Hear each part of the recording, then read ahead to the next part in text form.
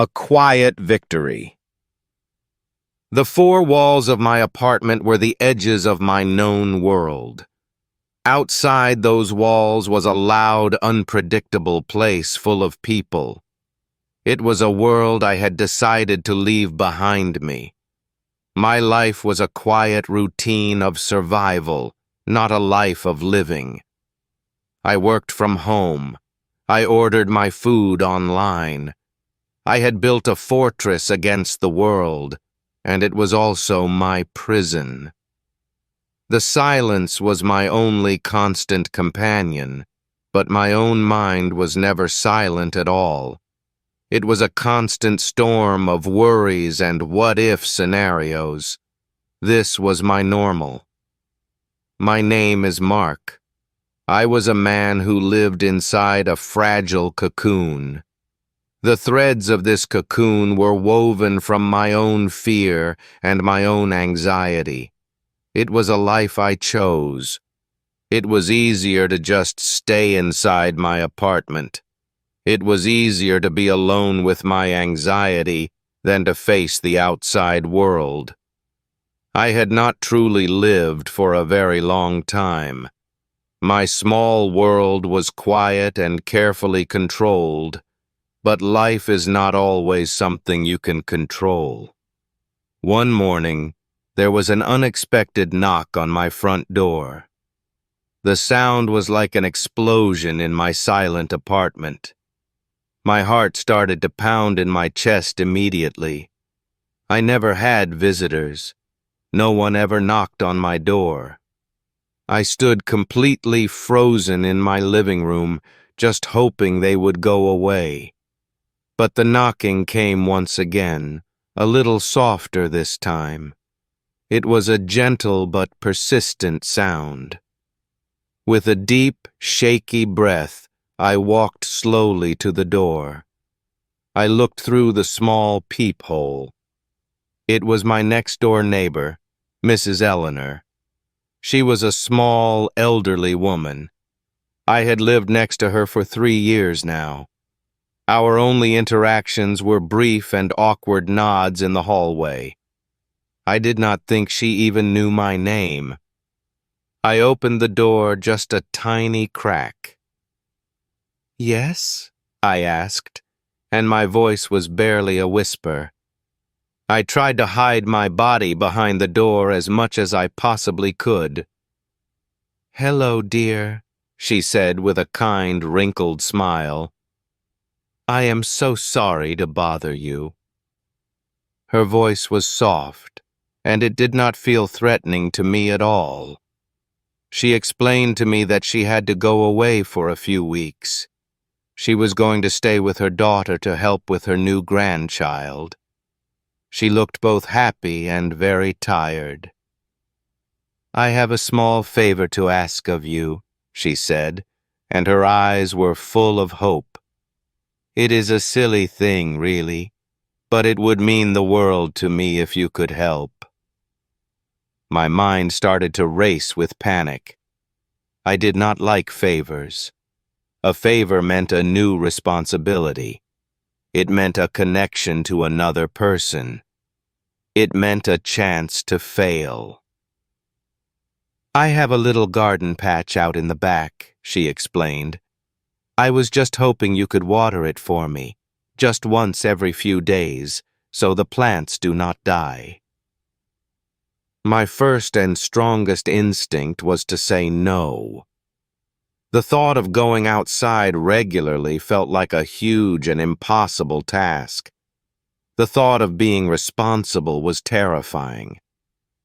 What if I forgot to water the plants? What if they all died because of me? I could see the failure already. I imagined the disappointment on her face when she returned. I opened my mouth to politely refuse her kind request. I had a long list of excuses ready in my mind. I could just say that I was far too busy with my work. But then I looked at her hopeful face one more time. I saw her tired eyes. She was not asking for much from me. It was such a small and simple request. For some reason, saying no to this kind woman felt incredibly cruel. It felt like a reflection of my own brokenness. I could not bring myself to say the word no. "Okay," I said, and the single word surprised me as much as it did her. "Yes, I can do that for you, Mrs. Eleanor. I will water your garden for you." Her face lit up with a look of pure relief and gratitude. "Oh, thank you, dear. Thank you so much," she said happily. "The key to the gate is under the gray rock." She gave me a few simple instructions about the garden. She said she was not a serious gardener at all. She just liked to have a few flowers to look at. For the rest of the day, I could not focus on my work. The thought of the garden was a heavy weight in my mind. It was a new and very stressful responsibility. The next day, I knew I had to face it. I had made a promise. I spent the morning gathering my courage just to open my own back door and step outside. The morning air was fresh and the sun was bright. It felt strange and unfamiliar on my skin. I had not stood outside in the sun for a very long time. I found the key under the small gray rock, just as she said. I unlocked the old wooden gate that led to a small shared backyard area behind my building, and there it was, Mrs. Eleanor's little garden. It was not much of a garden at all. It was just a small square patch of dry and cracked earth in the corner. A few lonely and stubborn weeds were the only signs of life there. The rest was just barren soil.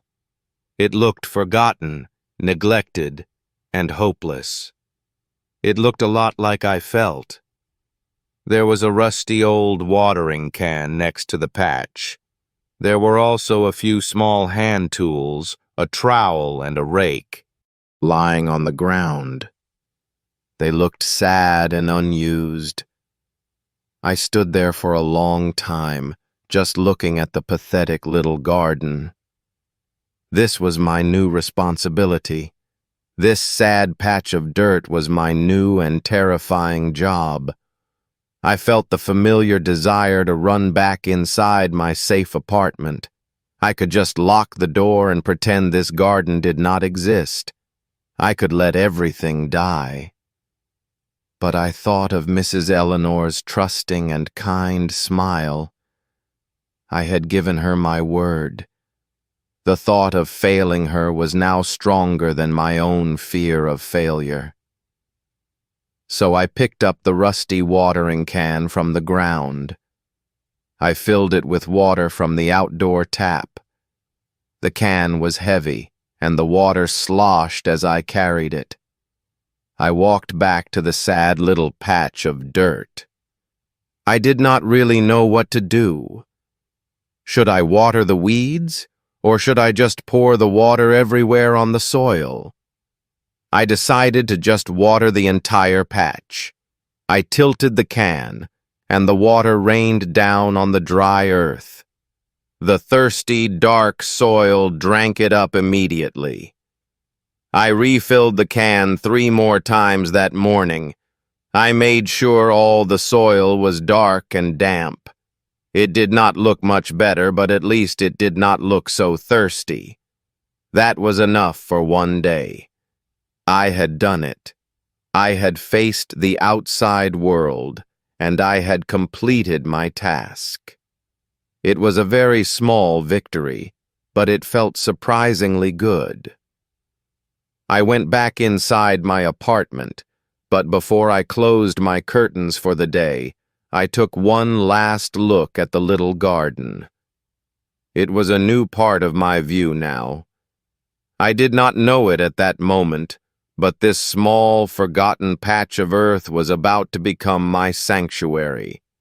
It was about to become the place where I would slowly start to heal.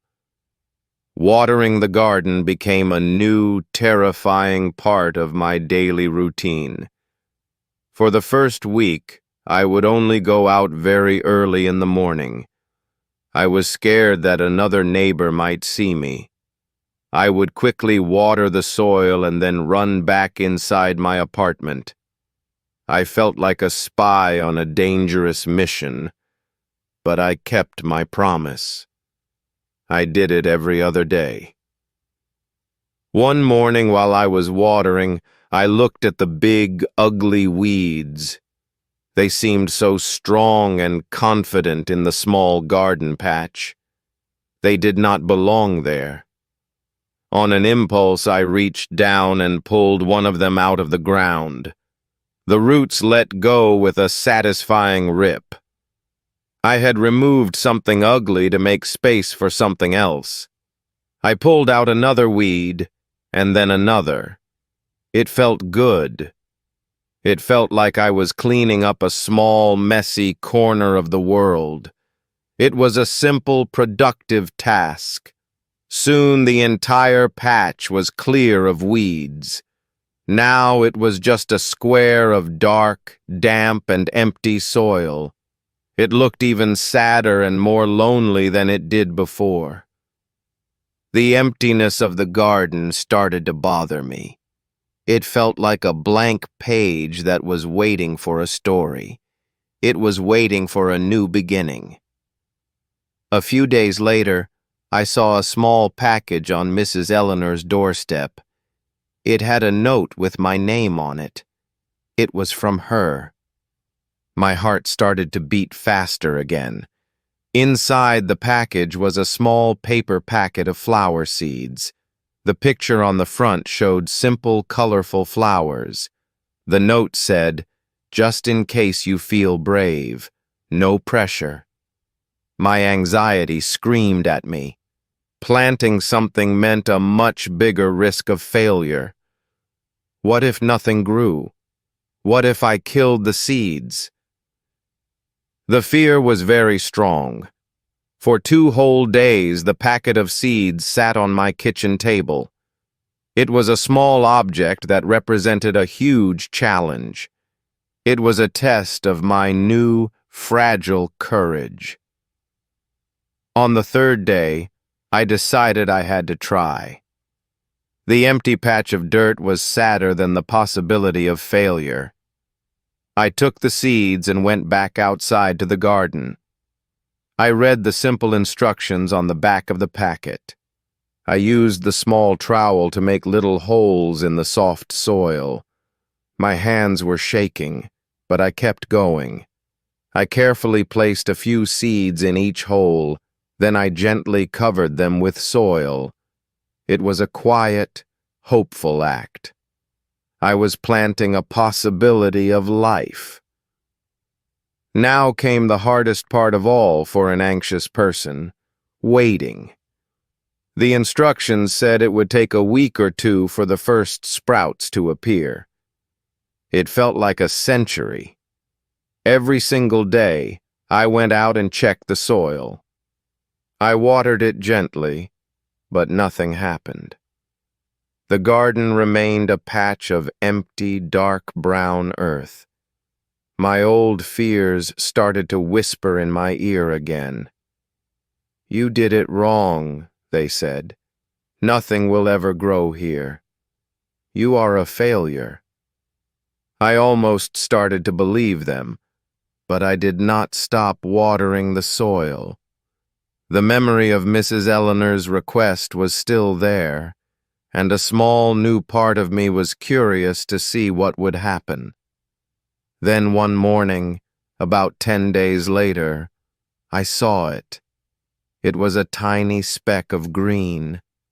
It was so small I almost missed it. I had to kneel down to see it clearly. It was a sprout. A tiny green leaf was pushing its way up through the dark soil. It was the most beautiful thing I had ever seen in my entire life. It was alive. That single tiny sprout changed everything for me. It was not a failure. It was a success.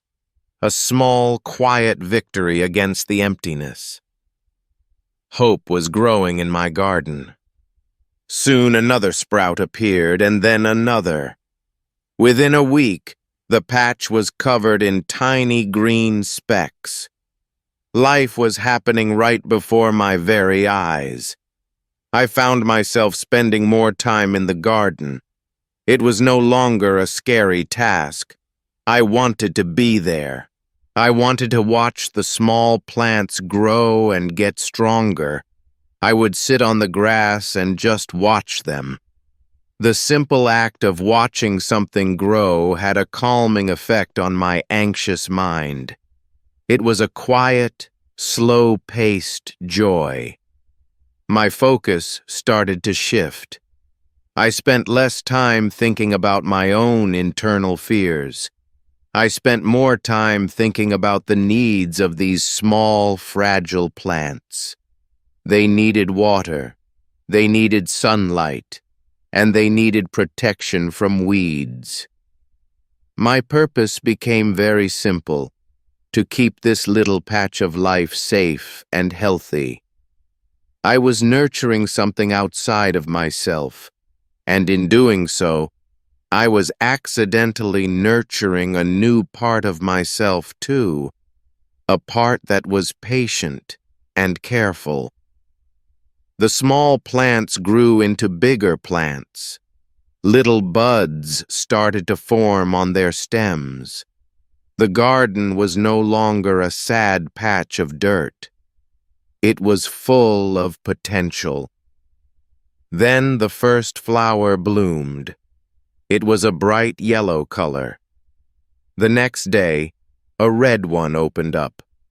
Soon the garden was a small tapestry of simple, beautiful colors. It was not a perfect, professional garden. It was a little bit wild and messy, but it was alive. And it was beautiful to me, because I had helped to create it. One afternoon, Mrs. Eleanor came back home. I saw her from my window as she walked toward the backyard. I was nervous to see her reaction. She stood by the garden for a long time in silence. Then she looked up toward my window and gave me the biggest, warmest smile I had ever seen. She came and knocked on my door later that day. "It is beautiful, Mark," she said, her eyes shining. "It is more beautiful than it has ever been before." Her praise felt good, but it was not the most important thing. The real reward was the feeling I had inside myself, a feeling of quiet accomplishment. The garden had taught me a very important lesson. It taught me about patience. It taught me that growth is a slow and quiet process. It cannot be rushed. It also taught me that it is okay if things are not perfect. My messy little garden was still full of life and beauty. It did not have to be flawless to be good. I realized I had been trying to fight my anxiety for years. I had been treating it like an enemy inside me. But the battle only made me more tired. I did not heal myself by fighting. I healed myself by nurturing something else, by focusing my energy on creating life. I had starved my own fears of their power. I still have anxiety. It has not disappeared completely, but it is no longer the loud storm in my mind. It is just a quiet whisper in the background now. I spend time in the garden every day. It is my sanctuary. It is the place where I feel most like myself. It is where I learn to be calm. I discovered that peace is not something you have to find in a distant place. Sometimes you can grow it yourself, right in your own backyard. All it takes is a little bit of soil, a few seeds, and the courage to take care of something. The courage to believe that something new and beautiful can grow. It's a good way to practice English every day. Don't forget to like this video and subscribe to the channel for more stories.